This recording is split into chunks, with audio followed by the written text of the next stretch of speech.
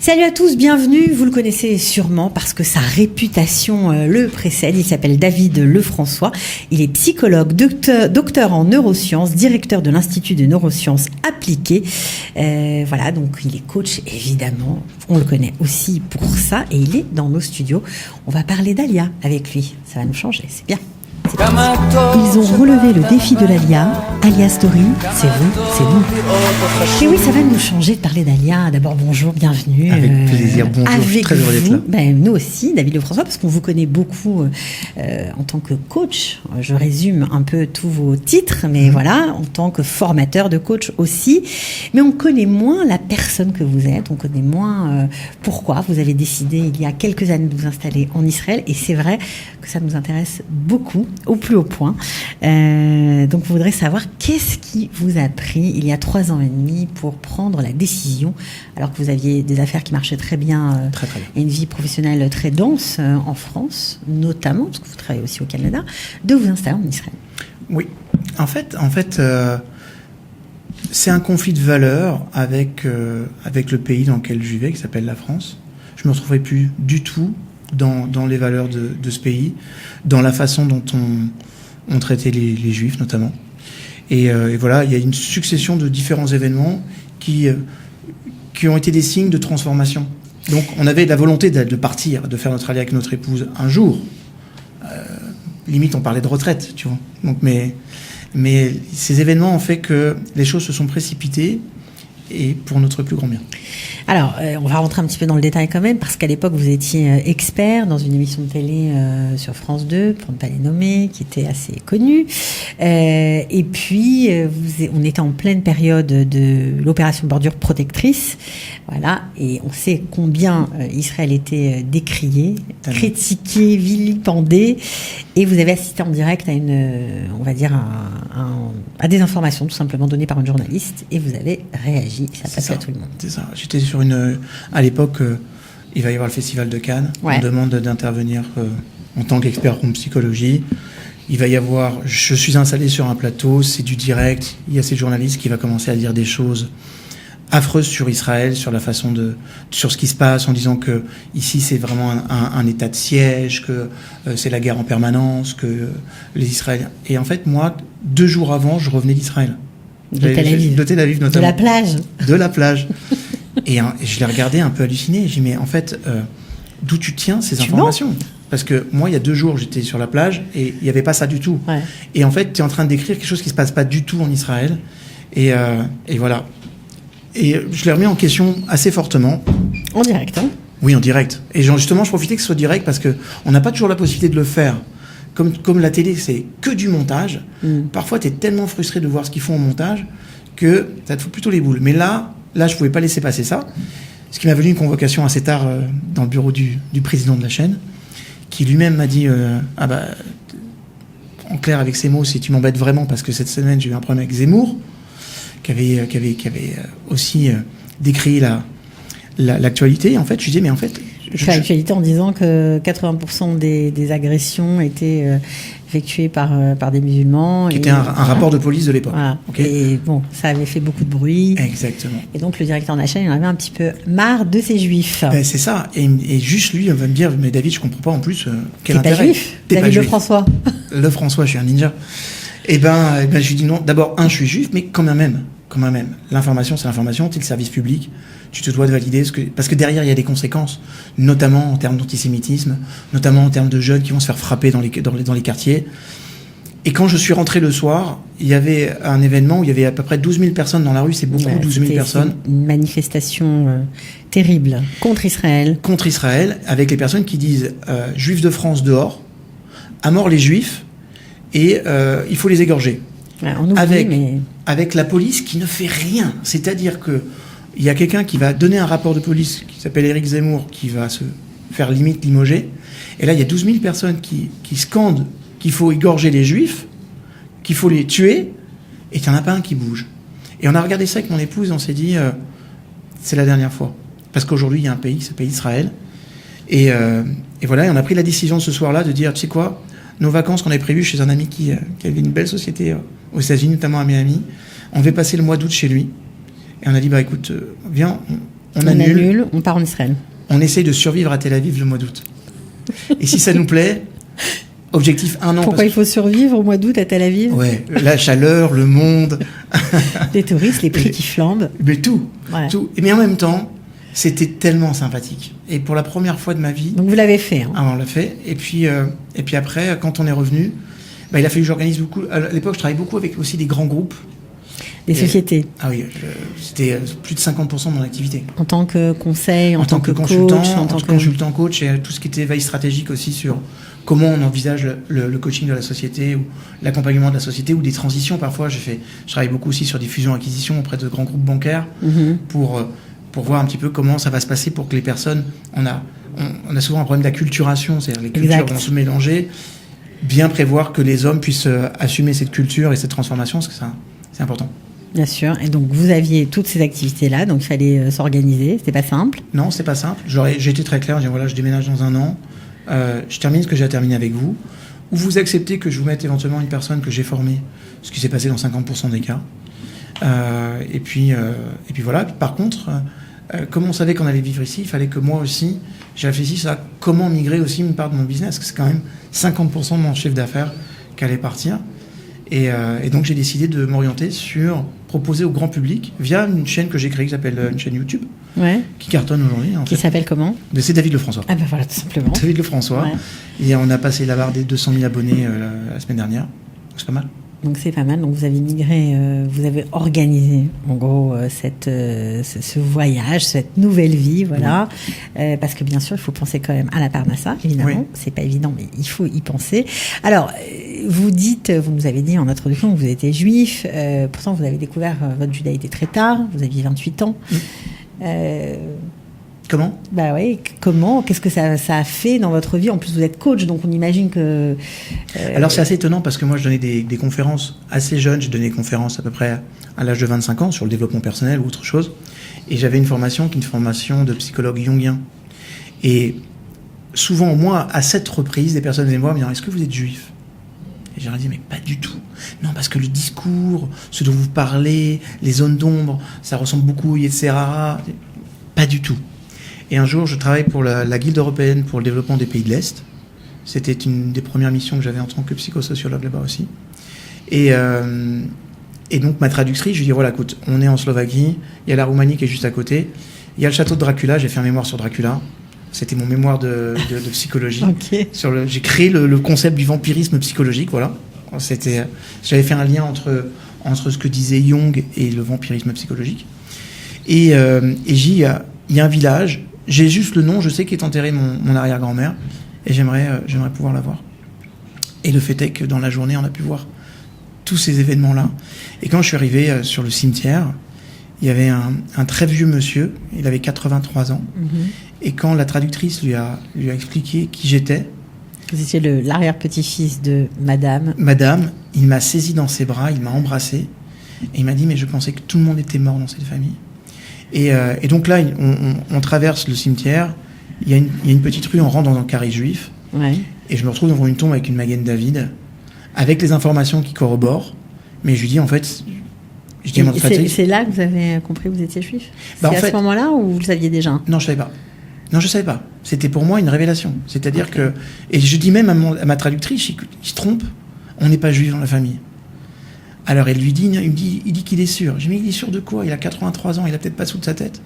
Et ce monsieur, donc roumain, beaucoup de Roumains parlent très bien français.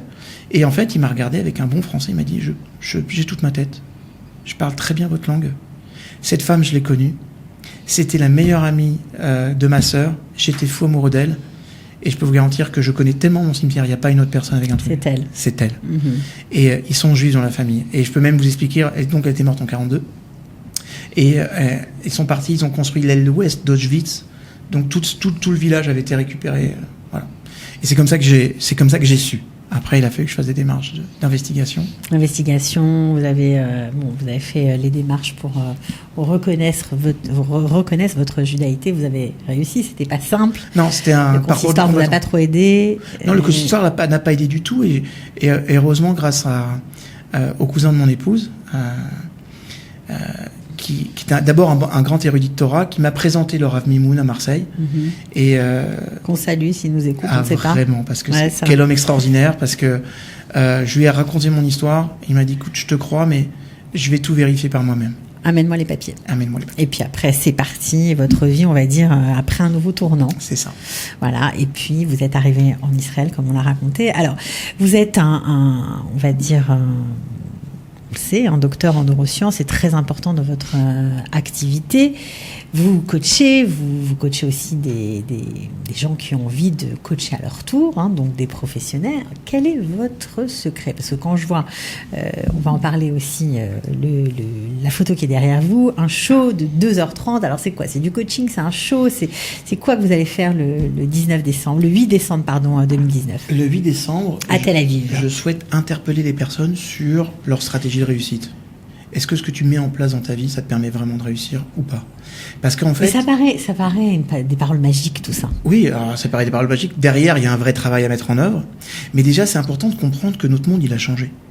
On vit dans un monde du Canada Dry aujourd'hui. C'est-à-dire, on croit que c'est le même monde qu'hier, mais tout a changé. D'abord parce que la donne, elle a changé. Ouais. Les réseaux sociaux ont tout changé. Moi, aujourd'hui, plus de 80% de mon chiffre d'affaires, il vient grâce à ma chaîne YouTube. Ce que je n'aurais jamais pu percevoir il y a de ça quelques années. C'est-à-dire que les normes, que ce soit les normes de réussite ou même d'apprentissage. Moi, j'ai une chance, c'est que je suis connecté à quelque chose qui s'appelle le cerveau. Et j'observe comment fonctionne le cerveau. C'est mon job à moi. Je fais encore de la recherche aujourd'hui. Je continue encore d'étudier dans l'univers des neurosciences.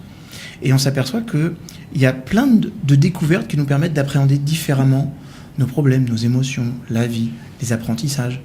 Voilà. Et donc, c'est ce que je vais partager pendant cette soirée, en m'assurant que les personnes partent avec des vraies clés. Et si dans toutes celles-ci que je vais donner, ils en mettent une en application, pour moi, mon job, il sera fait. Ouais, il sera... Parce que parfois, il suffit d'une mise en application sur la façon dont je gère mes émotions, la façon dont je vais entrevoir mon mode de fonctionnement. Et ça, c'est intéressant parce que le cerveau permet de comprendre beaucoup plus de choses aujourd'hui. Alors justement, pour tous ceux qui font leur alia, qui arrivent en Israël, qui changent de vie, qui se réadaptent, qui se réinventent forcément, vous qui l'avez fait aussi, est-ce que vous avez, rodé de nouvelles méthodes, de nouvelles techniques? Est-ce que vous vous rendez compte que c'est quand même un pas extraordinaire de faire son alia, de tout changer? C'est quand même très courageux. De toute façon, de s'expatrier en règle générale, c'est déjà un pas exceptionnel. Mais là, en fait, on n'est pas dans une simple expatriation. On est dans une expatriation avec une intégration à un pays qui est différent, avec une culture qui est différente, et avec une culture que j'aime dire qu'une culture juive. Donc, moi, la première des choses que j'ai eu de la chance, que très jeune, j'ai voyagé beaucoup. J'ai parcouru beaucoup de pays dans le monde, beaucoup aussi en Asie. Et j'ai appris une chose, c'est qu'il ne faut jamais arriver en essayant d'imposer sa culture. C'est arriver en partageant sa culture, mais en faisant tout pour comprendre le mode de fonctionnement des autres. Et ça, par contre, ça a été une chance parce que y a un tas de personnes qui nous disaient « Tu vas voir, les Israéliens, c'est des roublards, c'est des voleurs, ils vont t'avoir, et tu vas voir, je te donne pas un an avant de revenir. » Et je me rappelle d'une anecdote qui était très sympa. On était avec deux couples un soir au restaurant en France. Les deux étaient revenus d'Israël, avaient tenté l'aventure ici. Et ça n'avait pas marché. Ça n'a pas marché. Et nous, on leur dit on va faire notre alia. Et là, ils nous ont démonté Israël, mais tu te rends pas compte et tout. Et moi, je prends mon téléphone et j'envoie un texto à mon épouse. Et elle, au même moment, m'envoie le même texto. Et c'était marqué dessus surtout ne les écoute pas. Parce que, il y a un moment donné, il a fallu que je dise vous savez, mon alia, elle est préparée. Rien à voir avec la vôtre. Vous êtes parti la fleur au fusil. Moi, j'ai un projet, j'ai organisé, j'ai structuré, je me suis donné 1 an. J'ai posé des actions très concrètes. Je sais exactement ce que je veux faire là-bas. Je sais exactement ce que je vais y faire ou ce que je peux pas y faire. Et j'y vais juste... j'ai pas d'attente particulière vis-à-vis d'Israël. Voilà. Et en fait, moi, j'adorais cette phrase de Kenny. Vous ne posez pas la question de ce que le pays peut faire pour vous, mais ce que vous pouvez faire au pays. C'est ça votre moteur? C'est ça que vous essayez de transmettre aussi aux gens? Mais vraiment. C'est-à-dire que, de toute façon, c'est un pays qui est en construction. Et dans sa culture et dans son mode de fonctionnement. Mais, curieusement... Vous pensez que les Français ont apporté? Je crois que les Français ont apporté énormément. Parce que ne serait-ce que sur Tel Aviv, moi, j'étais venu ici il y a 10 ans, je m'étais dit, tu sais, bon, j'avais dit à mon épouse, c'est sympa ici, hein, mais par contre, on n'aura jamais la gastronomie française, on n'aura jamais des trucs aussi bons. Aujourd'hui, les restaurants pullulent de partout, beaucoup de restaurants cachers. beaucoup ont été apportés aussi par les Français. Ouais. Beaucoup. Et je trouve que les Français aussi, ils ont cette capacité à apporter aussi une autre façon peut-être de vivre sa religion. C'est-à-dire que quand tu viens ici... D'être plus ouvert. Bien sûr. Après, ici, tu as les pas religieux du tout. Okay. Après, tu as les très religieux.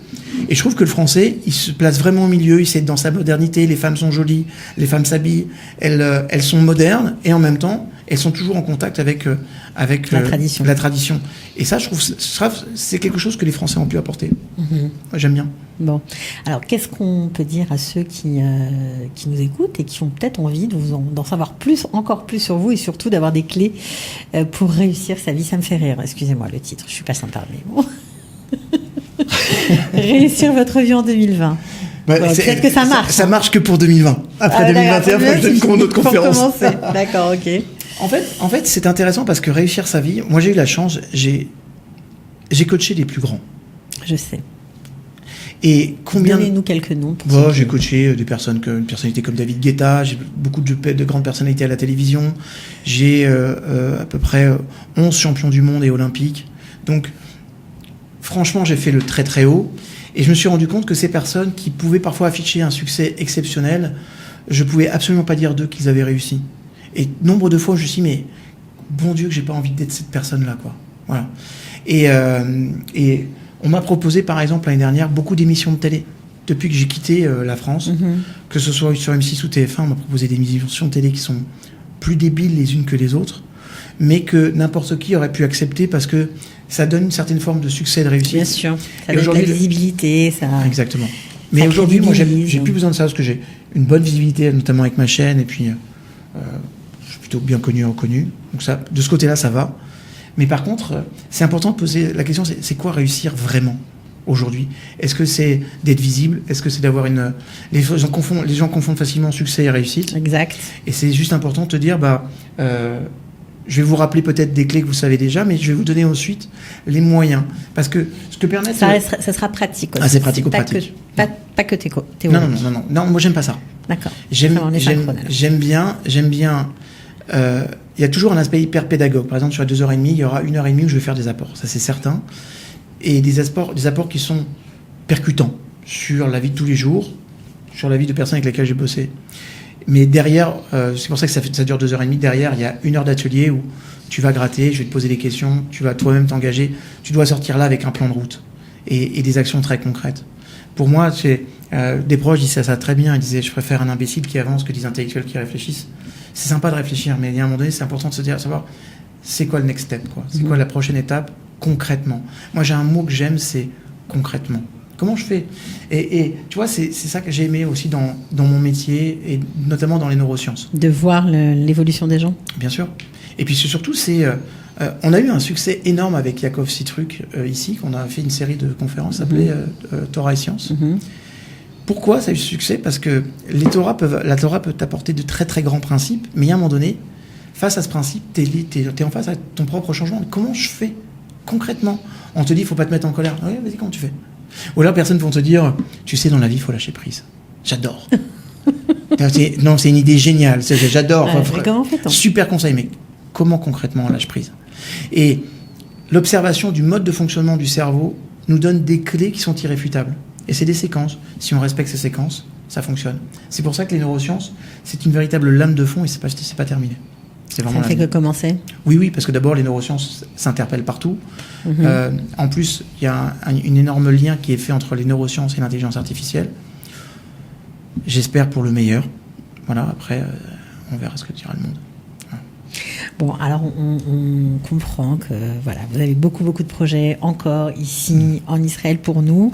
En tout cas, l'un des premiers, c'est la réunion, enfin en tout cas la conférence que vous allez donner, Réussir sa vie en 2020, le 8 décembre 19h30 au centre Suzanne Delal à Tel Aviv. On vous trouve sur Facebook, évidemment, on peut réserver, on tape David Lefrançois sur votre chaîne, il y a aussi bien sûr tout ce qu'il faut pour ça. En tout cas, on était content de vous connaître un peu mieux. Merci beaucoup.